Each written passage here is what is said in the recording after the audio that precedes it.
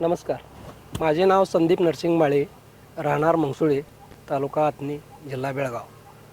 आमची total 2.5 acre क्षेत्र आहे. त्यातून सुपर आणि SS ही व्हरायटी आहे.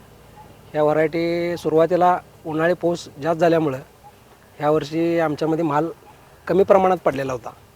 पण तरीसुद्धा जाधव साहेबांच्या मार्गदर्शनामुळं आम्हाला सुरुवातीला प्लॉट आम्ही माल कमी असल्यामुळं एक प्लॉट सोडून द्यायचा विचार होता.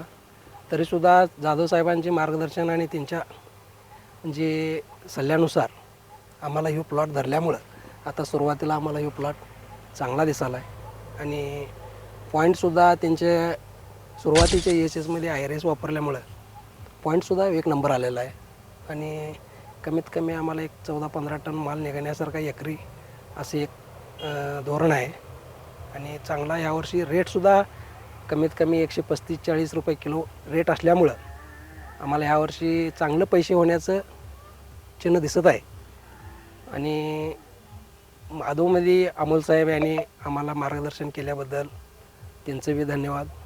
परत जाधव साहेब 15 दिवसाला आम्हाला व्हिजिट देऊन आम्हाला त्यांचं मार्गदर्शन बी चांगलं 1-10 वर्ष झालं लाभतं आहे.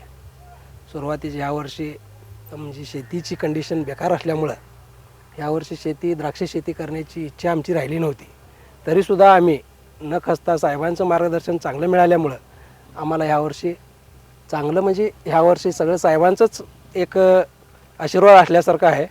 त्याच्यामुळं माल टॉपमध्ये तयार झालेला आहे.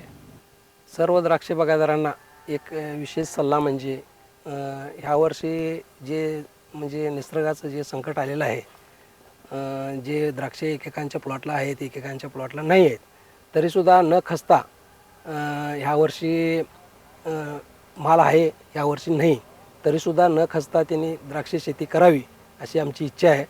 पण द्राक्ष शेवट आम्हाला माळ रानामध्ये पर्याय नाही. कमी पाण्यामध्ये द्राक्ष हीच आम्हाला साथ देणारे हे आहे मार्ग आहे. त्याच्यामुळं आम्ही द्राक्ष शेतीच करायला पाहिजे. ह्यावर्षी शेतकरी कुठलाही न खचता द्राक्ष शेती करावी आणि द्राक्ष शेती तोडून न जाता अशीच राहावी अशी आमची एक इच्छा आहे.